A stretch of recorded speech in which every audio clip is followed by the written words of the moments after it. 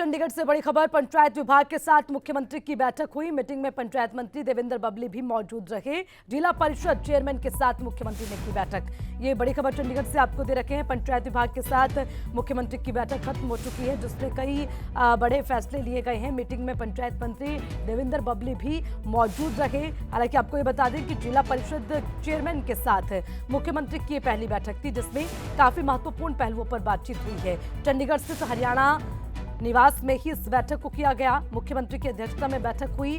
पंचायत विभाग के साथ मुख्यमंत्री की बैठक हुई है। पंचायत मंत्री इस बैठक में रहे हैं। हालांकि देखिए, पंचायत को लेकर अगर तमाम चीजें देखी जाएं तो अभी कई सारी चुनौतियां भी हैं, उसको देखते हुए भी इस बैठक में चर्चा की गई है। क्या कुछ खास रहा है, ज्यादा अपडेट के लिए सीधा रुख करते हैं। हमारे संवाददाता रवि चंदेल हमारे साथ जुड़ गए हैं। रवि, बैठक खत्म हो गई है, बैठक में क्या कुछ चर्चा रही और किन किन मुद्दों पर, पंचायत से जुड़े हुए मुद्दों पर बातचीत हुई है, उस पर पूरा अपडेट।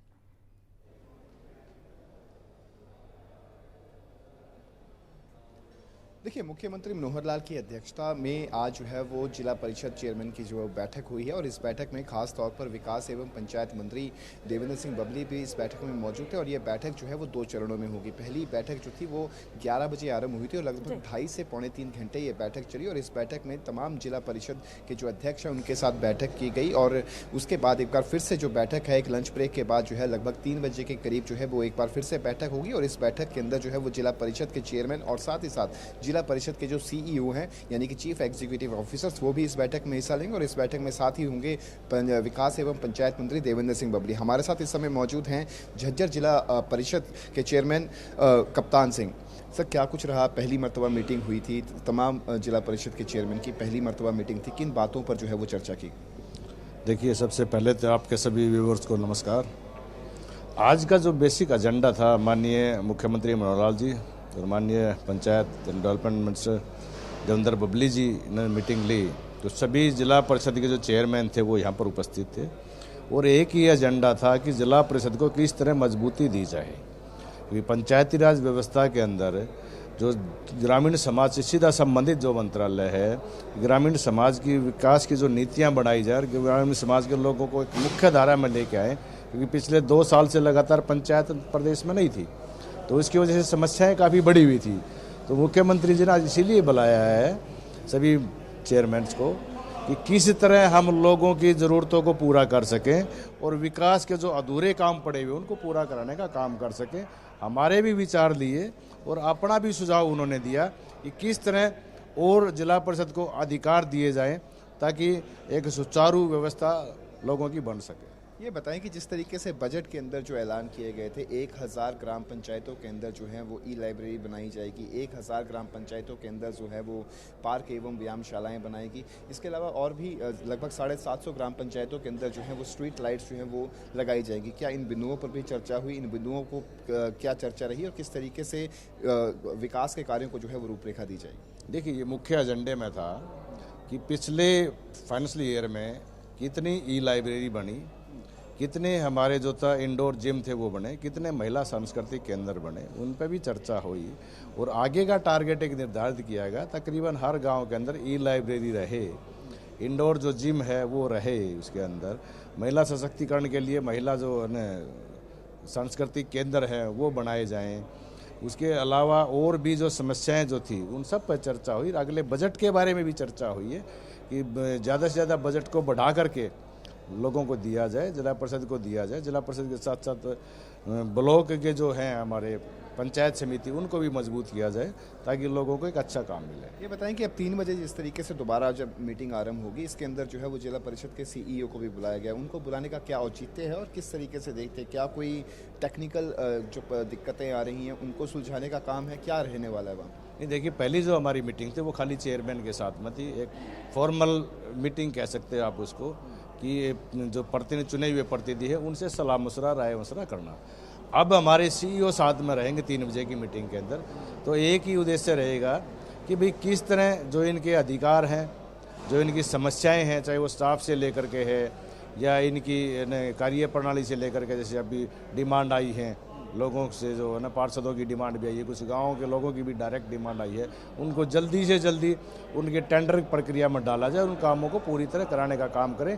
ये ज्वाइंट मीटिंग रहेगी जिला परिषद की और जिला परिषद के चेयरमैन की और सीईओ के साथ। टेंडर के आपने जिक्र किया, टेंडर्स को लेकर काफ़ी हो हल्ला जो है वो प्रदेश के अंदर मचा हुआ है। सरपंचों की अगर बात करें उस पर क्या राय है आपकी? देखिए, एक पंचायती व्यवस्था को छोड़ के पंचायती राज के अंदर ही एक अभी तक ग्रांट डायरेक्ट आता था, जो एक लिमिट थे कि 20 लाख रुपए तक का डायरेक्ट सरपंच काम करा सकते थे। उसके अलावा सभी डिपार्टमेंटों में टेंडर प्रक्रिया है, तो पंचायती राज के अंदर भी टेंडर व्यवस्था रहे, एक गुणवत्ता के तहत लोगों के काम हो और समयबद्ध तरीके से काम हो, क्वालिटी वाइज काम हो। ये एक सोच सरकार की है और इसमें किसी को नाराज नहीं होना चाहिए। ये एक हुआ जो बनाया हुआ है कि सरपंचों के अधिकार छीन लिए गए। सरपंचों को तो अधिकार और ज़्यादा दिए गए हैं, क्योंकि पहले क्या था कि टेंडर जो काम कराने का जो प्रोसेस था वो चंडीगढ़ आके पास कराना पड़ता था। अब जिले की कमेटी को ऑथराइज कर दिया कि वो खुद ही पास कराएगा, टेंडर प्रक्रिया शुरू करके अपने सुचारू रूप से काम करवाने का काम करेगा। बहुत बहुत शुक्रिया। तो ये थे हमारे साथ झज्जर जिला परिषद के चेयरमैन कप्तान सिंह, जिन्होंने बताया कि आज की जो मीटिंग थी, इस मीटिंग के अंदर जो है वो जो बजट के अंदर जो ऐलान किए गए थे, चाहे ई लाइब्रेरी की बात हो, व्यायामशालाओं की बात हो, पार्क की बात हो, इंडोर जिम की बात हो, इन तमाम चीज़ों को लेकर जो है वो डिस्कशन हुई। और दूसरे चरण जब 3 बजे एक बार फिर से मीटिंग आरंभ होगी, उसके अंदर जो है वो न सिर्फ जिला परिषद के चेयरमैन होंगे बल्कि जिला परिषद के सीईओ भी होंगे और जो डिमांड्स जो आई हुई हैं ग्रामीण क्षेत्रों से, ग्रामीण इलाकों से, उन डिमांड्स को किस तरीके से पूरा किया जाए और किस तरीके से विकास के कार्यों को जो है वो और अधिक तीव्र गति से पूरा किया जा सके, उसको लेकर जो है वो दूसरे चरण में बैठक जो है वो बुलाई जाएगी। जी अर्चना। रवि, एक और चीज़, क्योंकि हम पंचायतों की बात कर रहे हैं और पंचायतों को लेकर सबसे बड़ा जो मुद्दा है सदन से सड़क तक पहुंचा हुआ है, ई टेंडरिंग, उसको लेकर भी लगातार सूर्य समाचार महा कवरेज करता रहा। लेकिन रवि, जिस तरह से आपने अभी सवाल पूछा था, उन्होंने एक जवाब दिया कि 1-2 विभाग को छोड़कर सभी विभाग ऐसे हैं जहां ई टेंडरिंग योजना चल रही है, तो फिर जो है उससे कहीं ना कहीं सरपंचों को क्यों नाराजगी होनी चाहिए? उनको अधिकार और ज़्यादा मिल गए हैं। तो इससे क्या अनुमान लगाएं रवि कि अगर तमाम जितने भी आधिकारिक तौर पर इस बात को कह रखे हैं, तो आने वाले समय में भी कुछ ऐसा मिला जुला रवैया ही रह सकता है सरकार की ओर से ई टेंडरिंग को लेकर?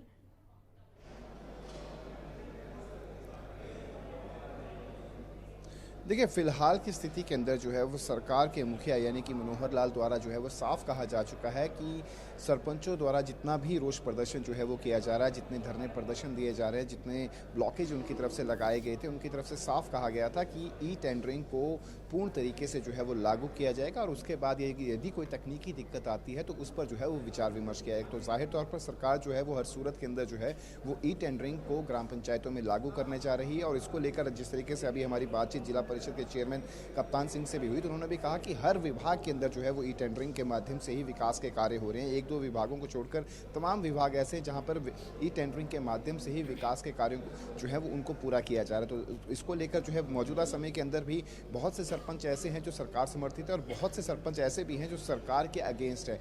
लेकिन फिलहाल की स्थिति के अंदर एक ज्वलंत मुद्दा जो है वो सरपंचों का बना हुआ है और उस मुद्दे को भुनाने की कोशिश जो है वो विपक्ष भी करता हुआ आ रहा है। और साथ ही साथ जो अन्य किसान संगठनों की बात करें या फिर अन्य संगठनों की बात करें, वो भी उन्हें अपना समर्थन देते हुए नजर आ रहा है। लेकिन फिलहाल जो है वो सरकार की ओर से साफ किया जा चुका है। जब हमारी पिछली मरतबा जब मुख्यमंत्री मनोहर लाल से जब उनका जो बयान सामने आया था, उन्होंने साफ तौर पर कहा था कि ई टेंडरिंग को जो है वो हर सूरत में लागू किया जाएगा, यदि कोई तकनीकी दिक्कत आती है तो उसे दूर करने की कोशिश जो है वो की जाएगी। तो इसी के मद्देनजर अब जो है वो 9 मार्च को मीटिंग जो है वो सरपंचों के साथ होगी और उसमें कयास यही लगाए जा रहे हैं कि कोई ना कोई बीच का रास्ता जो है वो बिल्कुल कयास ये लगाए जा रहे हैं रवि की बीच का रास्ता निकले। लेकिन एक और चीज हमने इस बीच देखी, आपने भी देखी होगी, क्योंकि लगातार आप भी इसको लेकर सवाल पूछते रहे हैं सरपंचों से भी, तमाम नेताओं से, मंत्रियों से भी। रवि, एक चीज वो ये कि तरह तरह की बयानबाजी इस पर की गई है।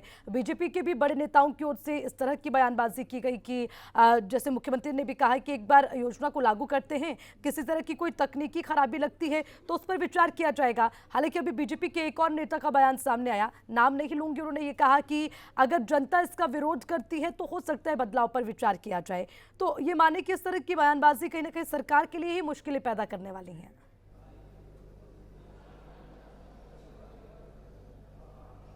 देखिए, जाहिर तौर पर यदि किसी भी अगर हम बात करें मुख्यमंत्री मनोहर लाल की बात करें, यदि उनकी तरफ से ऐसा बयान दिया जाता है कि इसको जो है वो लागू किया जाएगा और यदि कोई तकनीकी दिक्कत आती है तो उस पर जो है वो विचार विमर्श किया जाएगा।